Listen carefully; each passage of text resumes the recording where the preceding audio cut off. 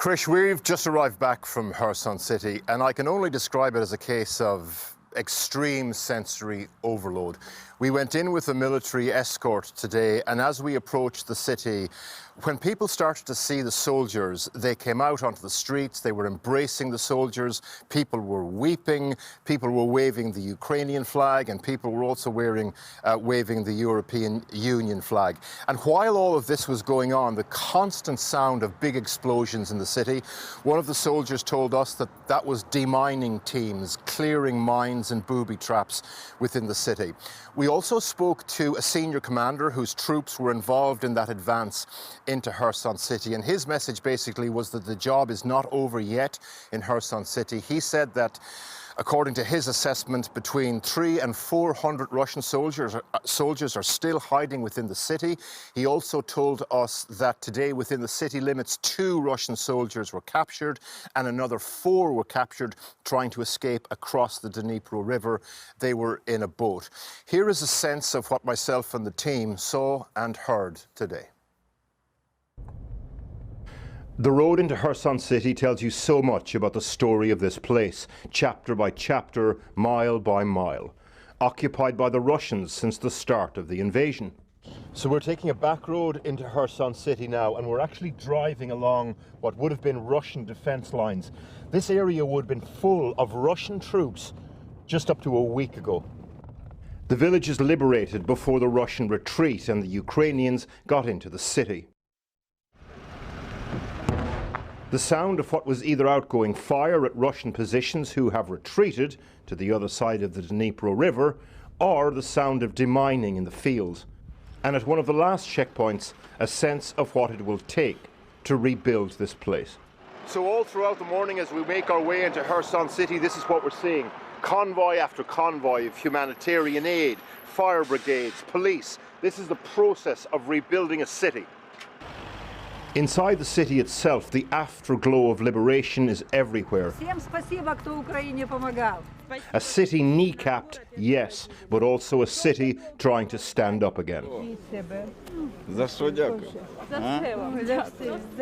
At this church in the city, the parishioners have sunk a well. They queue up for water collection. So many people here, one question away from tears. How are you feeling? Good, wonderful. Yeah. And what was it like before? Ой.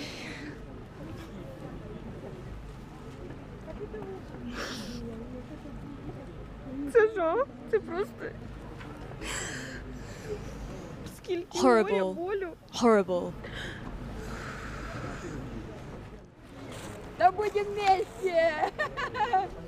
There is no electricity, there is no water, so people improvise. But Nadia Zadolina can't improvise on the cancer treatment her husband now can't get. Of course, it's difficult to live without electricity, gas and water to cook something. But medicine is horrible. It's a real problem. There are a lot of old people here. Cancer.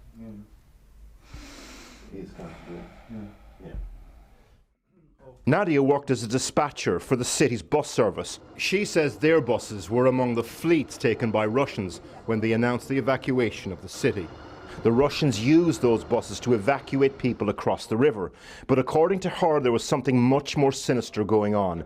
Every second bus, she says, was full of retreating soldiers, with civilians in the middle used as a human shield. So Nadia, just to be clear, you work for the bus service and you know that the Russians, when they were leaving, they would have a bus full of Russian soldiers, then a bus full of civilians, then a bus full of Russian soldiers. Yes, that's what my drivers told me. And just days after they left, the Russian stragglers still being apprehended inside the city. President Volodymyr Zelenskyy made his visit to see the Ukrainian flag raised in Freedom Square today. He vowed to press on that Ukraine would retake all of its territory. This is the beginning of the end of the war. Of course, you see our strong army. We are step by step coming to our country, to all the temporary occupied territories, And of course it's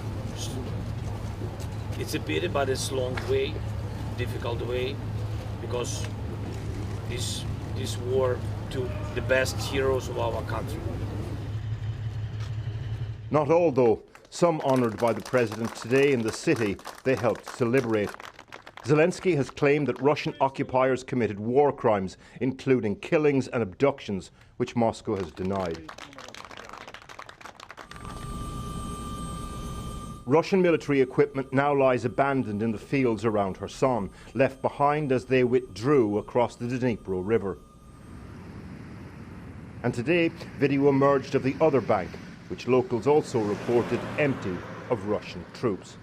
But Ukraine's Southern Command said Russian forces continue to fire on their troops and on recently retaken villages. There are many chapters left in Kherson city story, of course, but one of the darkest will be the tales of what happened behind these walls, a Russian detention centre where partisans and others were tortured. As the jubilation subsides, eyes turn here. Porrick O'Brien. Well, the Conservative MP Tobias Ellwood, chair of the Commons Defence Committee, is on a visit to the Ukrainian Black Sea port of Odessa, and he joins us from there now.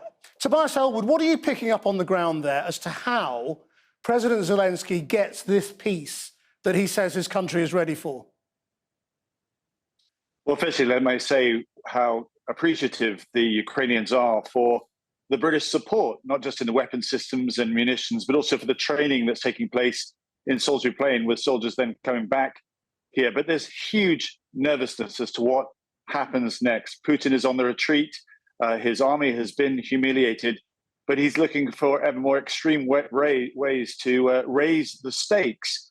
And that's the concern now as to what happens next. And you heard very clearly from President Zelensky that he does not want to strike a deal now, but he wants to flush Russia completely out of Ukraine. And that is so important because there is no long-term peace. There's no ability for Ukraine to build its own economy if Russia still has a chunk of land in its possession. And that's the big question, I think, now for the West, as some leaders are suggesting that it is time to talk, given what's going on in Kherson. I mean, you mean the Americans, presumably? I mean, there's been suggestion that President Biden, you know, wants some sort of progress towards peace. Are you saying there's a danger in pressuring Ukraine at this point? Oh, absolutely, completely. I mean, Ukraine has done an incredible job, and their determination to retake their country should not be underestimated. But they need the weapon systems. We have concern about supply chains, about stockpiles and so forth. We need to keep the effort up to make sure they provide the support. All I can say is, what will Russia do if they're able to withhold some of this land? Look what they did in Georgia, and then a couple of years later, they regrouped and they took Crimea, Donbass, and now here they are again. If they are not flushed out of Ukraine proper, they'll be back again in a couple of years' time. That's the situation that we face in the West. That's why it needs to be concluded now. Can Ukraine be supplied with ammunition as quickly as it's using it? And what could be done to improve that? Well, you ask the absolutely fundamental question, because they are burning through missile systems and so forth faster than at the moment that we're actually able to keep up. But at the moment, there's only few countries that are providing those weapon systems. There are other arsenals, there are other countries that could easily provide tanks, could provide ammunition, could provide the trucks that they require, and the guns and the missiles, but they're not doing so at the moment. It's in all of Europe's interest to see this concluded, not just because it's the right thing to do and to push Russia back, but also because it'll actually help create the stability that will then help the European economy and indeed start tackling inflation. I'm here in Odessa. We're not seeing the ships able to depart because of the insecurity here to get that grain out to feed not just the rest of Europe, but also parts of Africa as well. There's a bigger picture here that we need to keep our eye on, not just the micro of getting rid of Russia from eastern Ukraine. Well, I mean, I hear what you said about Joe Biden, but equally today we saw Joe Biden with President Xi of China. I mean, do you think that is a good sign that if that relationship improves, it can be used to bring pressure on Vladimir Putin? Well, I agree with your previous report. I don't think China is actually looking for war. They won't do today what they can do a lot easier in 5 to 10 years' time. but they're watching events very, very carefully indeed. We are setting a precedent here in how we handle this conflict. And if we give up now, if somehow we are to retreat, or somehow to give in and sign some form of deal, China will take note of that, the fact that we didn't have that staying power to support Ukraine. And they've got their own interests, as you've been reporting, in Taiwan and South China Sea. And is there anything more that you think Britain should be sending by way of weapons? No, I think Britain has done an incredible job. We've led from the front. We've actually shown the sort of leadership and understanding of what is going on here beyond other European countries. I just wish other nations would perhaps meet the standards that we're providing. But it's not just what's happening on the battlefield now, because Putin is deliberately moving the fight away from there. He's attacking the civilians here by trying to cut off their electricity, trying to sap their morale. And we need to have better ways of trying to help protect the society, the civilian populations, in providing the support to get electricity back going. Like I said, for example, getting the grain ships out of Odessa. We should have a UN safe haven created here for this port, removing it from the battle completely so we can start getting that food source out. These are the sort of thinking that we now need to look at, as well as supplying the vital ammunition and weapon systems to the front line. Tobias Ellwood, thank you very much.